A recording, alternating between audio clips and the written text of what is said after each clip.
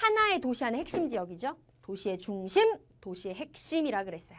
그러면 이 도시 안에서, 하나의 도시 안에서 도심 지역은 접근성과 지가가 가장 높을까 가장 낮을까? 교통 제일 편리하죠. 땅값 제일 비싸겠죠. 하나의 도시에서 접근성이 가장 높고 그래서 지가가 가장 높은 곳을 우리는 도심이다라고 얘기합니다. 자, 우리나라에서 아무래도 제일 큰 도시는 서울이니까, 특별시니까, 수도니까 서울을 가지고 얘기해 볼게요. 그럼 서울이라는 대도시 인구가 거의 1000만 명, 지금 한 980만 명 살고 있는 걸로 알고 있는데 이 안에서 도심으로 구분되는 지역이 어디일까요? 서울에 살지 않아도 여러분들 뉴스 많이 봤을 거예요. 광화문 광장 TV에 되게 많이 나오죠. 세종대왕 이순신 동상 있고 요 광화문 광장과 그 주변 지역이 사실 서울의 도심 지역이에요. 서울에서 접근성과 지가가 가장 높은 지역이죠. 자, 그럼 생각해 보세요. 교통이 편리해. 지가, 땅값이 굉장히 비싸. 그러면 토지를 어떻게 이용해야 될까?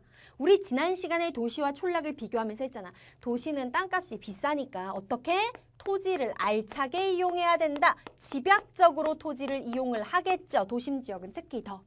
집약적으로 토지를 이용한다는 건 당연히 건물을 높게 올린다는 거예요. 그래서 도심 지역에 가면 같은 도시인데도 유독 도심 지역에는 고층 빌딩들이 더 많이 집중적으로 분포하고 있는 걸 알 수 있습니다.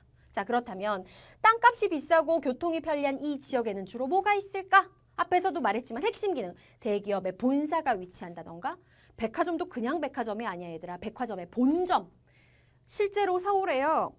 광화문 근처에서 도보로 이동할 수, 걸어서 이동할 수 있는 곳에 유명한 우리나라 백화점 체인들 있지. 뭐 롯데백화점 본점, 신세계백화점 본점 다 있어요 거기. 백화점 본점 있죠. 그 다음에 핵심 서울시청도 이 근처에 있죠. 관공서가 밀집되어 있습니다. 와, 중심이 되는 업무를 다 처리하네요. 어디서? 도심에서. 그래서 우리는 도심을 무엇이라고 하느냐? 중심 업무지구라고 얘기하고요. 중심 업무지구의 핵심 기능들을 다 이곳에서 처리하게 돼요.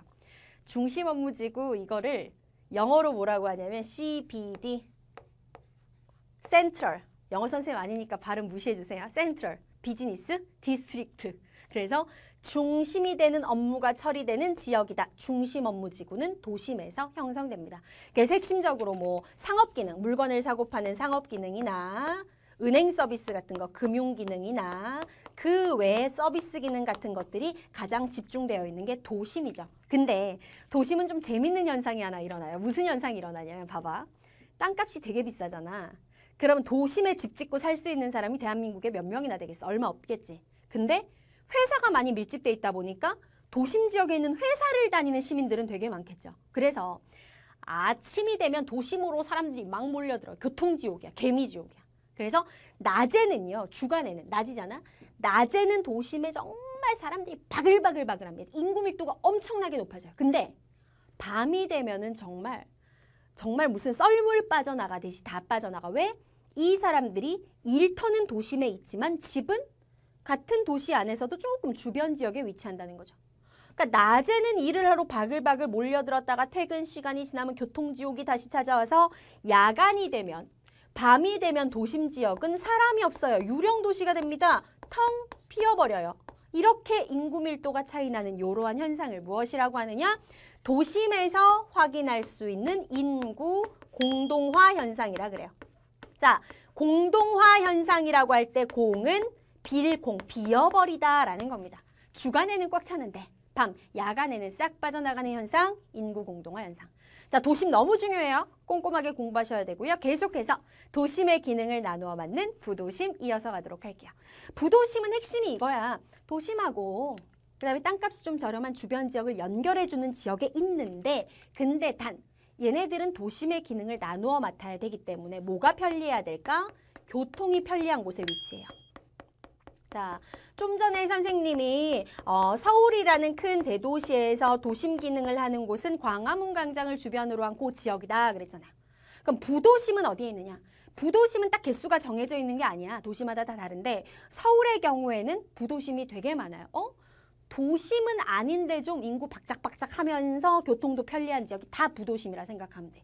예를 들어서 강남 쪽에 가면 뭐 강남역, 그 다음에 또 신촌, 홍대, 그 다음에 저기 뭐 또 건대 입구라고 그쪽에 또 건국대학교 앞에 사람 바글바글 하거든요. 2호선, 7호선 연결되고 건대 쪽, 그 다음에 뭐 천호동, 뭐 이런 식으로 굉장히 인구가 많은데 또 교통이 복잡한데 도심은 아닌 이런 모든 곳들이 부도심이라 생각하시면 됩니다. 아, 교통이 편리한 곳에 위치하는구나. 그러면서 도심의 기능을 나누어 맡는다.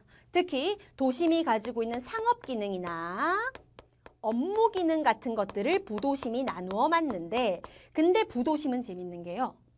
도심에 가면은 주거 기능이 사실상 거의 안 나타나거든. 근데 부도심의 경우에는 약간 도심스러운 상업 업무 기능이 있으면서 동시에 일부 주거 기능이 혼재, 함께 나타나는 특징이 있어요. 뭐 오피스텔에 사람이 산다던가 이런 식으로 아파트도 일부 보인다던가, 아, 부도심은 약간 기능이 섞여 있구나. 그리고 또 하나의 특징. 도시가 점점 규모가 커지고 성장할수록 부도심의 개수가 어떻게 될까? 부도심의 수도 증가하게 된다. 그래서 서울의 경우에는 선생님이 아까 대표적으로 몇 가지만 예를 들어줬는데, 어쨌든 서울은 도심은 무조건 한 군데지만 부도심이 한 10군데 될걸요?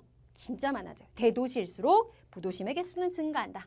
자, 그 다음에 도심과 부도심 사이에 딱 끼어있는 지역, 아까 선생님이 처음에 잘못 설명해준 중간 지역이 있어요. 이 중간 지역은요, 어떤 특징을 가지고 있냐면 이런 거야. 처음에 도시가 작았을 때는 기능이 다 섞여 있다고 아까 얘기했었지. 근데 도시가 커지면서 기능이 착착 나눠지잖아요. 미처 기능이 나누어지지 못한 거라. 그래서 도시가 작았을 때 초기의 그 모습을 고스란히 간직하고 있는 굉장히 좀 낡은 형태의 모습들이 나타나요. 이 중간 지역에 가면은 오래된 주택 혹은 오래된 상가, 오래된 공장, 이런 것들이 입지하고 있습니다. 서울의 경우에 얘들아, 저기 을지로 쪽이나 청계천 아시죠? 청계천 쪽, 이쪽 뒤에 가면요, 이게 서울이야? 싶을 정도로 낡은 건물에 낡은 작은 공장에 이런 것들이 나타나거든요. 여기를 우리는 중간 지역이라 그러고, 미처 아직까지 기능이 분산되지 못한, 그래서 그 도시의 아주 옛날 수십 년 전의 초기 모습을 간직하고 있는 게 중간 지역이다. 이렇게 생각하시면 돼요. 자, 넘어가겠습니다. 이제 주변 지역으로 훅 빠져나가 보도록 할게요. 선생님도 서울 시민인데 주변 지역에 해당하는 곳에 살고 있거든요. 자, 주변 지역은 어떨까? 우리가 앞에서 도심 배웠고 부도심 배웠잖아요. 도심이나 부도심에 비해서 주변 지역은요, 같은 대도시 안에 있으면서도 상대적으로 집가가 저렴해요. 되게 차이 많이 나. 선생님 사실 땅값 이런 거 잘 모르기는 하지만 얼마나 차이 나냐면, 예를 들어서 같은 서울특별시인데요. 도심 지역에 가잖아요. 땅 한 평이면 진짜 성인 한 명 눕기도 어려운 그런 좁은 땅인데, 땅 한 평의 가격이 뭐 2억, 3억? 그 이상 될 수도 있어요. 한 평에 2억, 3억. 근데 선생님 동네로 오면 땅 한 평의 가격이 그 10분의 1, 20분의 1로 줄어들어요. 뭐 1,500만 원? 뭐 이렇게 떨어질걸요? 그러니까 그 정도로 같은 도시인데도 주변 지역은 집가가 상대적으로 저렴합니다. 그러다 보니까 무슨 기능이 들어서는 거예요? 공업 기능이나 주거 기능이 들어서는 거예요. 그래서 대규모의 주택단지, 아파트 단지 같은 거. 선생님 동네는 완전 아파트 촌이거든요. 노원구. 그래서 주택단지라든지. 주택이 있으면은 학교가 있겠죠. 그 다음에 공장이라든지. 이런 것들이 주변 지역에 입지하게 된다. 왜? 지가가 상대적으로 저렴하기 때문에. 자, 그 다음에 이제 도시에서 가장 바깥쪽에 있었던 개발제한구역, 요거 한번 보도록 할게요. 개발제한구역을 우리가 영어로 말하면 뭐라고 한다 그랬지? 그린벨트라고 한다 그랬지. 말 그대로 얘들아. 개발을 나라에서 제한하고 있는 구역이에요. 도시가 점점 커지는데 만약에 나라에서 이제 개발을 제한하지 않고 그냥 니네 마음대로 개발해 하고 두면요. 도시가 어떻게 되느냐. 너무 질서정연하지 않게 반대로 무질서하게 도시가 팽창하게 돼. 엉망진창이 될 수 있거든요. 이런 무질서한 팽창을 방지하기 위해서 나라에서 자, 요 지역은 개발을 제한한다. 농사는 지어도 되지만 공장을 세우거나 아파트를 세우는 데는 한계가 있다. 건물은 몇 층 이상 올릴 수 없다. 이런 식으로 개발을 딱 제한해 놓은 거지. 무질서한 팽창을 방지하고 숲을 보존하기 위해서 녹지 공간을 보존하기 위한 목적으로 개발을 제한해 놓은 곳을 개발 제한 구역이라고 얘기합니다. 자, 마지막으로 이제 위성도시 갈게요. 위성도시는 방금 우리가 봤던 도시 내부가 아니야. 자, 방금 선생님이 이렇게 그림 그렸었잖아. 이게 하나의 도시야. 그러면서 이렇게 그렸잖아요. 지금까지 배운 건 다 도시 안에 있었는데 어때요? 지금 위성도시는 요 바깥에 위치하고 있었어. 아, 도시 밖에 있는 또 다른 도시구나 라고 생각하면 돼. 자, 정리하겠습니다. 위성도시란 대도시 주변에 교통이 편리한 곳에 있는 대도시 주변의 또 다른 도시. 이걸 위성도시라고 한다고 생각하시면 되고요. 그러면 위성도시를 우리가 도대체 지금 왜 배우나요?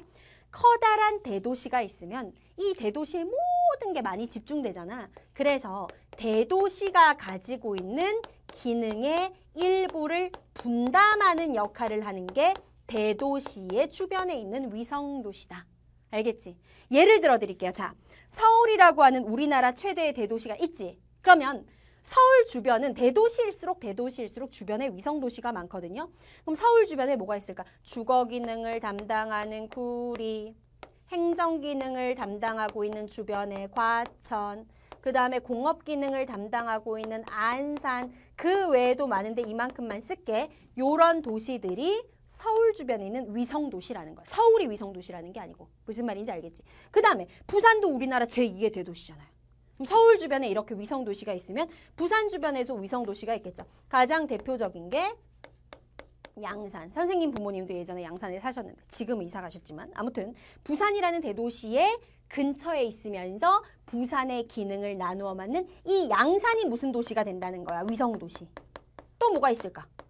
저기 대구광역시 있잖아요. 대구광역시는 대도시야. 대구광역시의 주변에 있으면서 대구광역시의 기능을 나누어 맞는 위성도시 경산. 이런 식으로 대도시의 기능을 분담하는 도시를 위성도시라고 얘기합니다.